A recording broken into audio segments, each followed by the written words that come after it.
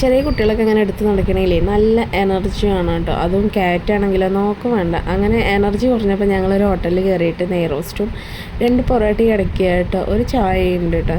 ഞാൻ പിന്നെ ചായ ഒന്നും അങ്ങനെ കുടിക്കാറില്ല, എപ്പോഴെങ്കിലൊക്കെ ഒന്ന് ടെസ്റ്റ് ചെയ്ത് നോക്കുന്നല്ലാതെ. അങ്ങനെ കൃതി ബേബിയാണ് ഫുള്ളെടുത്ത് കഴിക്കുന്നത് കേട്ടോ. അപ്പോൾ അവൾ കഴിച്ചോട്ടെ. ഞാൻ രാവിലെ നല്ല ചോറും അതും പൈൻചോറൊക്കെ അടിച്ച് കയറ്റി നിൽക്കുകയാണ്, കണ്ടില്ലേ. അതാണ് എൻ്റെ ശരീരത്തിൻ്റെ രഹസ്യം. അങ്ങനെ കാണിച്ചു തരികയാണ്, ഇത് വേണമേ ഇത് വേണമേ എന്ന് പറഞ്ഞത് കേട്ടോ. എന്തായാലും ലാസ്റ്റ് ഞാൻ അന്നെ തിന്നണ്ടേന്ന് എനിക്കറിയാം. അങ്ങനെ ഞങ്ങൾ രണ്ടുള്ള ഷെയർ എടുത്തിട്ട് ഫുൾ കാലിയാക്കി വെച്ചിട്ടുണ്ടോ. അമ്മയാണെങ്കിൽ അമ്മേൻ്റെ 2 പൊറോട്ടയും കഴിച്ച് കാലിയാക്കി വെച്ചിട്ടുണ്ട്. അപ്പോൾ ഇതാ അമ്മ പൈസ കൊടുക്കുന്നുണ്ട്. അതൊക്കെ എണീറ്റ് പൊങ്ങട്ടെ, കാരണം നടക്കാൻ വേണ്ടി എനർജിക്ക് വേണ്ടിയിട്ടാണല്ലോ ഇതൊക്കെ കയറ്റിയത്. ഇനി ഈ എനർജി കൊണ്ട് ഈ ഒരു റോഡ് ഫുള്ള് നടന്ന് നമുക്ക് ഹോസ്പിറ്റലിലേക്ക് എത്താം. അവിടെ ചെന്നാൽ എന്താണ് അവസ്ഥ എന്നറിയില്ല, ഞായറാഴ്ചയാണ്, നോക്കാം നമുക്ക്. അങ്ങനെ ഇതാ ഞങ്ങൾ ക്യൂവിൽ നിൽക്കുക കേട്ടോ. ടിക്കറ്റൊക്കെ എടുത്ത് ഞങ്ങളിങ്ങനെ ക്യൂവിൽ നിൽക്കുകയാണ്. കണ്ടോലും നോക്കണോലും ഒക്കെ ഇങ്ങനെ പോകുന്നു വരുന്നു. ഞങ്ങളെ നമ്പർ ഇതുവരെയായിട്ട് എത്തിയിട്ടില്ല ഗൈസ്, എത്തിയിട്ടില്ല. എന്തായാലും ഞാൻ എത്തിയില്ല എന്നുള്ള നാട്ടിലൊരു 4-5 ആൾക്കാരെ ബാക്കിൽ എത്തിയിട്ടുണ്ട്. അപ്പോഴാണ് പിന്നെ ഒരു സമാധാനമായത്. ഞായറാഴ്ച ആണെങ്കിലും തിരക്കിനും ഒരു കുറവില്ല കേട്ടോ. പിന്നല്ല വരി ഇതാ മരുന്ന് വാങ്ങാനെന്ന്. ആ ഒരു വരി കണ്ടപ്പോഴേ അന്തം കിട്ടും. ഞാൻ എവിടെ നിൽക്കണമെന്ന് നോക്ക്, ഡോറിൻ്റെ അടുത്താണ് നിൽക്കണത്. കിട്ടി സാധനം കൈ കിട്ടിയിട്ടുണ്ട്. എന്തായാലും കുറേ നേരം കാത്തുനിന്ന് സാധനം കൈ കിട്ടിയിട്ടുണ്ട് കേട്ടോ. എല്ലാം കിട്ടി പൊളിച്ചു. ഇനി ഞങ്ങൾ വീട്ടിലേക്ക് തിരിച്ചു വരാം കേട്ടോ. അപ്പോൾ എത്തിയതും ഒരു സംഭവമുണ്ട്, നീ വാ കാണിച്ചു തരാമെന്ന് പറഞ്ഞിട്ട് ഏട്ടൻ ഞങ്ങളെ കൊണ്ട് പോകുക കേട്ടോ. അപ്പോൾ ആ തൊപ്പിയൊക്കെ വെച്ചിട്ട് പോകണത് എന്നുമില്ലാത്തൊരു വെയിലാണ്, ഇന്ന് നല്ല വെയിൽ കേട്ടോ. അപ്പോൾ ഗൈസ് ഞങ്ങൾ പോകുന്ന സ്ഥലത്ത് എന്താണെന്ന് കാണട്ടെ. അപ്പോൾ അതിന് മുന്നേ നമ്മുടെ ചാനൽ പുതിയതായിട്ട് ആരെയും കാണുന്നുണ്ടെങ്കിൽ ഒന്ന് സബ്സ്ക്രൈബ് ചെയ്യണേ. എന്താ നല്ല കുറ്റം, മഴ പെയ്താലും കുറ്റമാണ്, വെയിൽ വന്നാലും കുറ്റമാണ്. ആ രണ്ടും കെട്ട സ്ഥലത്തേക്കാണ് ഇന്ന് പോണത്.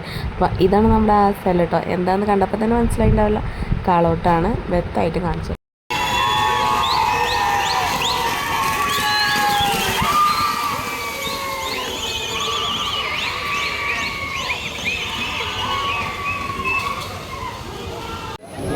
നിങ്ങൾ നോക്കട്ടെ, അതല്ലേ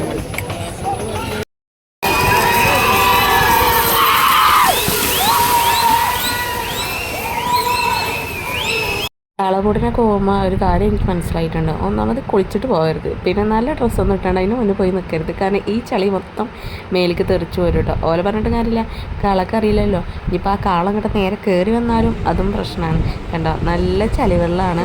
മേലേക്ക് ഇങ്ങനെ തെറിച്ചുകൊണ്ട് നിൽക്കും. നിൻ്റെ പാൻറ്റും മുഖത്തൊക്കെ തെറിച്ച് ഞാനിങ്ങനെ തുടച്ചുകൊണ്ട് നിൽക്കാനോ.